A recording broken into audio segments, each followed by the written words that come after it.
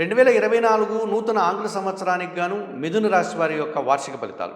2024 జనవరి 1వ తారీఖు నుండి 2024 డిసెంబర్ నెల 31వ తారీఖు వరకు గల ఈ నూతన ఆంగ్ల సంవత్సరానికి గాను అనగా 2024 సంవత్సరానికి గాను మిథున రాశి వారి యొక్క వార్షిక ఫలితాలు.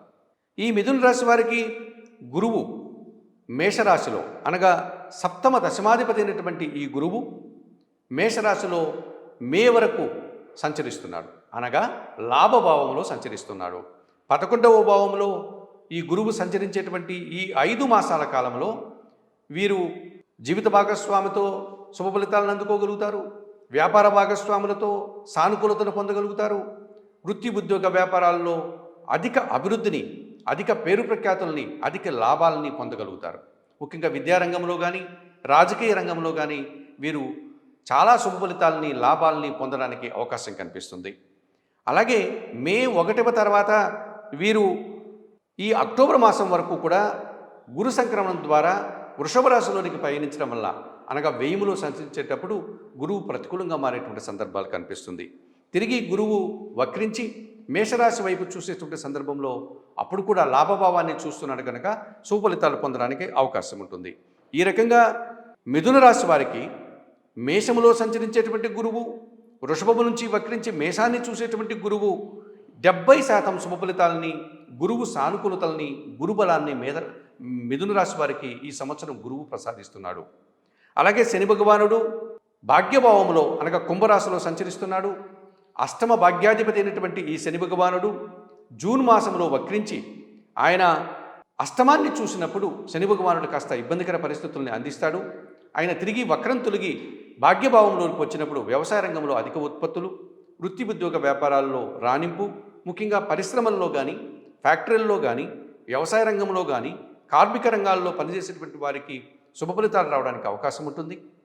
ఈ రకంగా ఈ శని భగవానుడు భాగ్యభావంలో సంచరించేటప్పుడు అధిక శుభ ఫలితాలని, అష్టమ భావంలో సంచరించేటప్పుడు ప్రతికూల వాతావరణాన్ని, అనారోగ్యాన్ని ప్రసాదించేటువంటి పరిస్థితి కనిపిస్తుంది. ఈ రకంగా శని భగవానుడు 2024వ సంవత్సరంలో మిథున రాశి వారికి 50% శుభ ఫలితాలను అందించేటువంటి పరిస్థితి మనకు కనిపిస్తుంది. ఇక రాహువు దశమ భావంలో అనగా మిథున రాశి వారికి 10వ భావంలో మీనరాశిలో రాహు సంచారం కొనసాగుతోంది. ఈ సంవత్సరం అంతా కూడా ఈయన దశమ భావంలో సంచరించడం వల్ల విదేశీ వ్యవహారాలు సానుకూలమవుతాయి.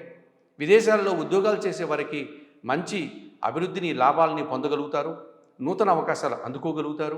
విద్యారంగంలోని వారికి విదేశాల్లో కానీ ఇతర రాష్ట్రాల్లో కానీ చదువుకోవాలనుకునే వారికి సానుకూల ఫలితాలు, శుభ ఫలితాలు వచ్చే అవకాశం ఉంటుంది. కొత్త వ్యాపార సంస్థలు ప్రారంభించే వారికి సానుకూల ఫలితాలు వీరికి అందుకోవడానికి అవకాశం ఉంటుంది. సమాజంలో గుర్తింపు పొందినటువంటి వ్యక్తుల యొక్క పరిచయం ద్వారా వీరు వృత్తి ఉద్యోగ వ్యాపారాల్లో అభివృద్ధిని సాధించుకోగలుగుతారు. ఈ రకంగా రాహువు 100% దశమ భావంలో సంచరించడం వల్ల మీనరాశి వారికి ఎక్కువ శుభ ఫలితాలు పొందడానికి, లాభాలు అందుకోవడానికి అవకాశం ఉంది.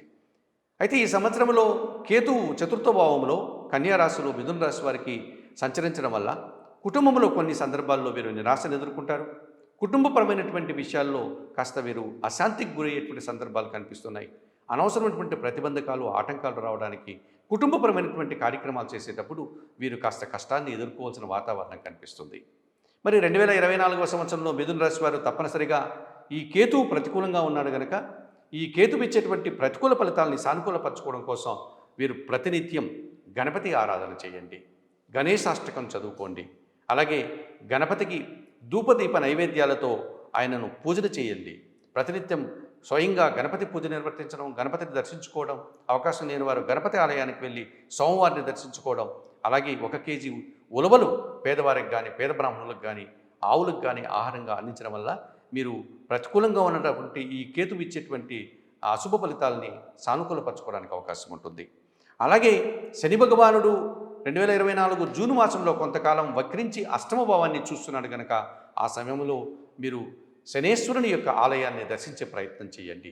మనకు తమిళనాడులో తిరునల్లారు అనేటువంటి ప్రాంతంలో శనేశ్వరుని ఆలయం ఉంది. అక్కడికి వెళ్ళి స్వామివారిని దర్శించుకుని అక్కడ అందుబాటులో ఉన్నటువంటి పూజాది కార్యక్రమాన్ని నిర్వర్తించుకోండి.